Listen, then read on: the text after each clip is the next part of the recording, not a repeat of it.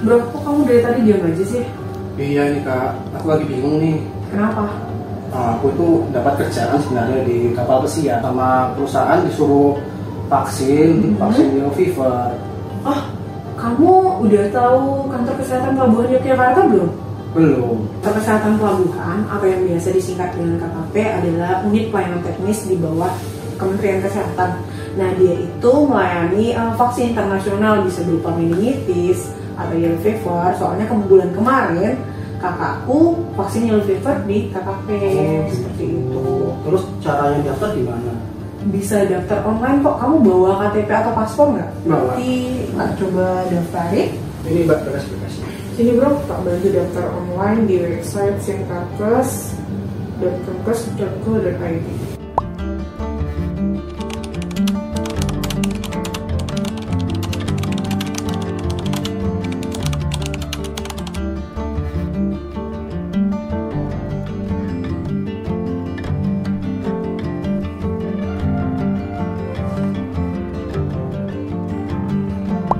Oke, ini udah tak daftarin ya. Oh iya. Jadi nanti kamu tinggal buka websitenya lagi. Itu syaratnya ada di situ dan tinggal datang ke situ harinya. Assalamualaikum. Waalaikumsalam, silakan duduk. Selamat pagi, Mas. Saya Dr. Ica, ada bisa saya bantu? Selamat pagi dok. Saya Fadi. Ini saya tuh mau vaksin yellow fever. Boleh saya cek berkasnya, Mas Fadi? Sebentar ya.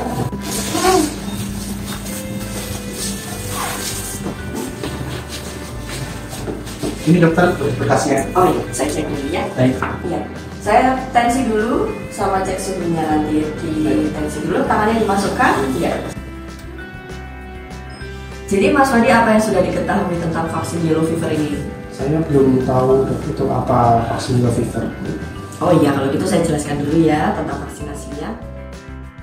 Demam kuning atau yellow fever adalah penyakit demam berdarah akut yang ditularkan oleh nyamuk yang terinfeksi virus penyebab demam kuning.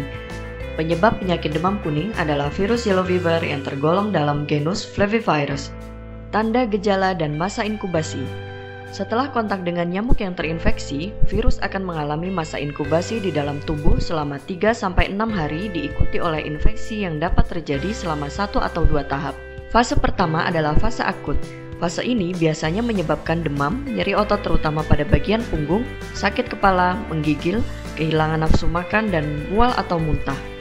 Fase kedua ditandai dengan kerusakan hati dengan jaundice atau ikterik atau kulit menjadi berwarna kuning, urin gelap, sakit perut, gagal ginjal, meningitis, dan akhirnya dapat menyebabkan kematian.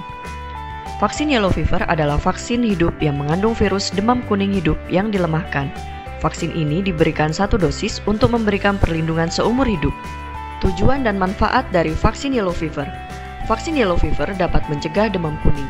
Sampai saat ini, belum ada obat yang ditemukan untuk menyembuhkan demam kuning. Vaksinasi adalah cara sederhana, aman, dan efektif untuk melindungi siapapun, terutama orang yang paling berisiko dari paparan penyakit ini.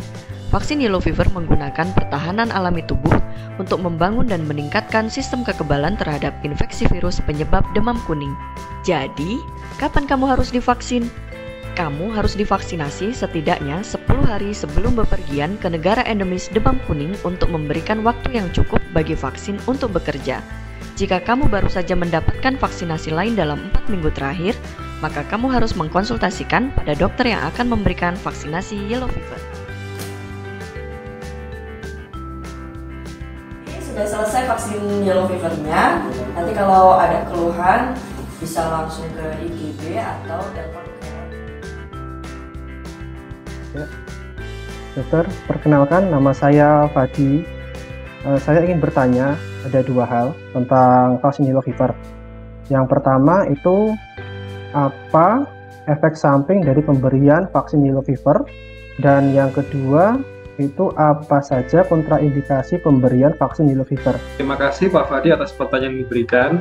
Jadi reaksi yang biasa dialami oleh pasien yang mengalami atau istilahnya mendapatkan vaksin yellow fever itu umumnya adalah demam. Ya, jadi biasanya demam ini akan muncul dalam waktu 2 hingga 7 hari setelah pemberian vaksin. Kemudian biasanya juga akan merasakan nyeri kepala, badan tidak nyaman, atau sendi-sendinya akan terasa nyeri. Itu adalah efek samping yang umum ditemukan pada orang-orang yang mendapatkan vaksin yellow fever. Kemudian untuk kontraindikasi ya, jadi sebenarnya kontraindikasinya ada 3, yaitu pertama alergi terhadap komponen atau bahan dari vaksin yellow fever. Salah satunya adalah yang paling sering alergi telur ya, makanya biasanya sering kita tanyakan apakah ada alergi telur, seperti itu.